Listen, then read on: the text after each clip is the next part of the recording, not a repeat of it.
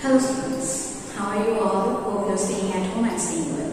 Today I am back with another chapter from the science book, that is chapter 14, Electric Current and its Effects. Now in this chapter we will know about electricity, what are conductors, electric current, circuits and the effects which are produced by the flowing electric current. Now first, before diving into the chapter, we should know what does the term electricity means. Now, electricity is a form of energy. You all know that. And the flow of electricity through a conductor is known as electric current. So, in this chapter, when we will discuss about electricity, that means we are talking about electric current. We all know about electricity. It is a form of energy which is very useful to us. How? All the appliances, it might be a mobile phone, laptops, fan, TV, geysers, AC, everything requires electrical energy to operate. Now, so it is very useful to us, but it can be also very dangerous. How? If you are not careful enough while you are handling any electrical appliances, you may get electric shock. Now this electric shock might be very lethal. Electricity, electricity is harvested in some power plants. Now from that power plants, through the electrical poles, it is carried to all the transmitter, and from the transmitter, it may be through the cables or through underground cables that will be transported to your homes. This type of electricity or the electricity produced in the inverters or generators, they have a very high voltage. It is said it is 220 volts. Now this 220 volts of electricity is very dangerous and it might even take your life. So in this chapter we will know about electric current and we will know about the circuits and the effects of electric current. So, let us know about the electrical circuits first. Now, let's know about electric circuits. Now, what are electric circuits? See, we all know that if I switch on the fan, then the electricity automatically goes to the fan and it starts rotating. Now, so from where the electricity is coming? I have already discussed from the power plants and the overhead wires. But if you want to do any experiment regarding electricity or electric current, then we will never use the main supply current, because as I have already discussed, it is 220 volt and it is very dangerous. While performing any activity or any experiment, any science experiment, we will use cells or battery. Now cells and battery also produce electric current, but in order to perform the activity or in order to make the current flow, we need a circuit. Now what is a circuit? Circuit is a continuous path through which electric current flows. Now this is a diagrammatic representation of a simple circuit. Here, see, this is a cell. Now cell has a positive terminal and a negative terminal. Now this is the main source of energy. Now we have to use this energy. Now when we will use it, how we will use it? We will light this bulb. Now what we need in a simple circuit,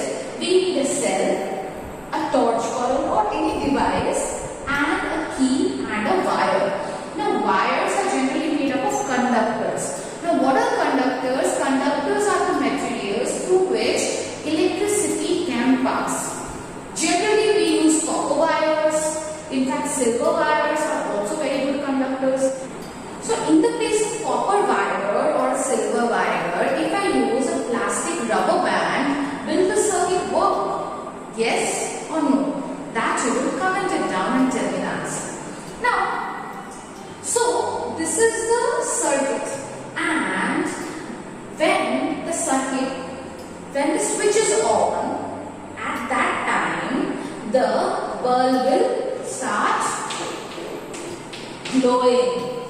And when the switch is off means we need to break the circuit.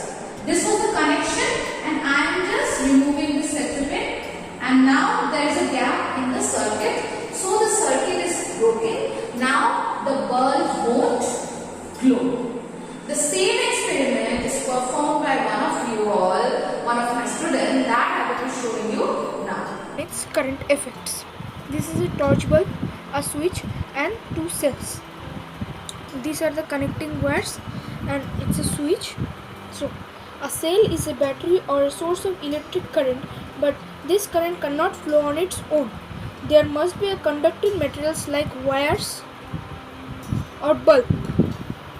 Between the two terminals of the cell through electric current can flow. From these wires the electricity flow. There must be current flow, a continuous conducting path consisting of wire, bulb, switch, etc. between the two terminals of cell or battery along with an electric current flows is called a circuit. This whole system is a circuit. By connecting a bulb to its battery and a switch, it goes to the bulb is a circuit. We have a cell having a positive terminal and a negative terminal. This is positive terminal and negative terminal. The positive terminal will be connected to the one end of the switch. The positive terminal of the cell connected to one end of the switch with a piece of copper wire. The other end of the switch is connected to the bulb holder. The other part of the bulb is connected to the bulb with the piece of copper wire. The negative terminal of the cell is connected directly to the other part of the bulb holder. See this one, the negative part of the cell is going to the bulb. Another, hence it's a complete circuit and flows. If we open the circuit or switch on or close the circuit, it will off. This is in off position and this is in on position. On off position, off position. So we today know that electricity and its current effects. On the bulb stops glowing when the switch in its circuit is closed. When the switch is set to be in on position is called a complete circuit.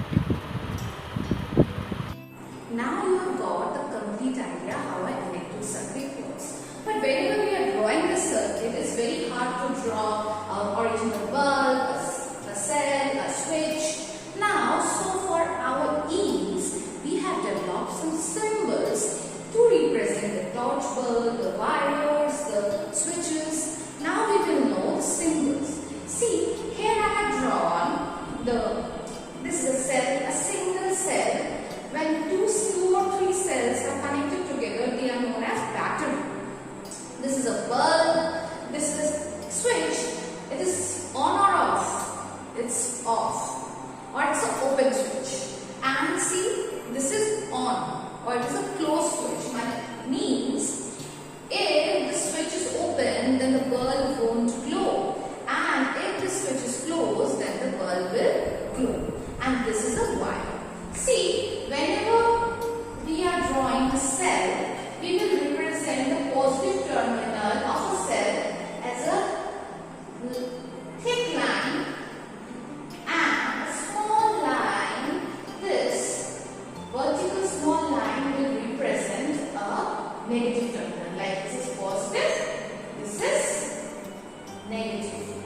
Now coming to a battery, how the two cells are there? Simply we will do like this. This means two cells, that is a battery. A series of cells are known as battery. But you see, a cell has a positive terminal and a negative terminal.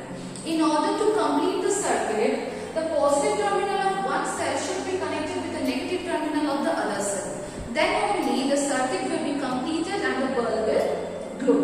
Now, in order to draw a bulb, it's very easy.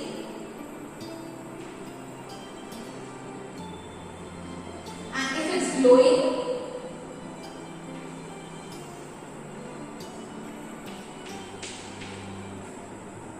easy. Now, coming to the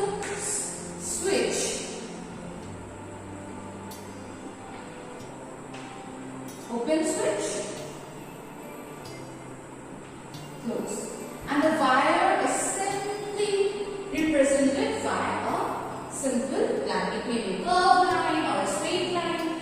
So in this way we can draw the same circuit very easily. See, this is my bulb, wires.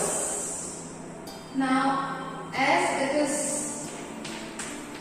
glowing, so the key is switched on, and this is my. See, whenever you are drawing the circuit, you need to show the direction of flow of electric current. From the positive terminal, it will move to the negative terminal.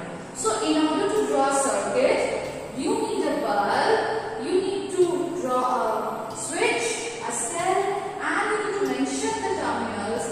Another important thing is, you need to show the direction in which the current is flowing. See, I have drawn two circuits. The main components of both the circuits are same: bulb, switch, cell, and the conductor. But in the first case, the bulb is glowing, and in the next case, the bulb is not glowing. That means this circuit is a complete circuit, and this is an incomplete circuit. See why? Here, the switch, see, the circuit is closed circuit. There is no breakage in the circuit. But in this case, the switch breaks and the switch is off. So, it breaks the circuit and the bulb doesn't glow. See, it might happen that the switch is closed yet the bulb is not glowing. There may be some different issue in that. What? Sometimes the wire, the connecting wire, the conductor, it may be broken. Then also the bulb won't glow. See, inside the bulb there is a filament. And if this filament is broken, then also the bulb won't glow. Now coming to the cell. See, we have told you that this is a cell. And it has a positive terminal and a negative terminal. If there are three arrangements I have shown you, this is the positive terminal, this is the negative terminal, positive terminal, negative terminal. In this case, the positive terminal of one, the negative terminal of the first cell is connected to the positive terminal of the second cell. So, in this case, the bulb will glow. But in the next case, you see, this is the positive, negative, negative, positive. So here, the negative terminal of the first cell is connected to the negative terminal. So, in this case, will the bulb glow? No. And last case, the positive terminal is connected with another positive terminal. In this case also, the bulb won't glow. So, in order, if you want to know the reasons why the bulb is not glowing, there may be 2 or 3 reasons. First is the circuit may be incomplete. Now the term incomplete means it must be broken. Like the switch may be off, or the filament may be broken, or the wires may have been damaged, or the cells are not arranged properly. So, in this part of the video, we have discussed about the electric currents and the circuits and about the battery and the symbols, how we can represent the electrical circuit. In the next part of the video, we will learn about the effects of electric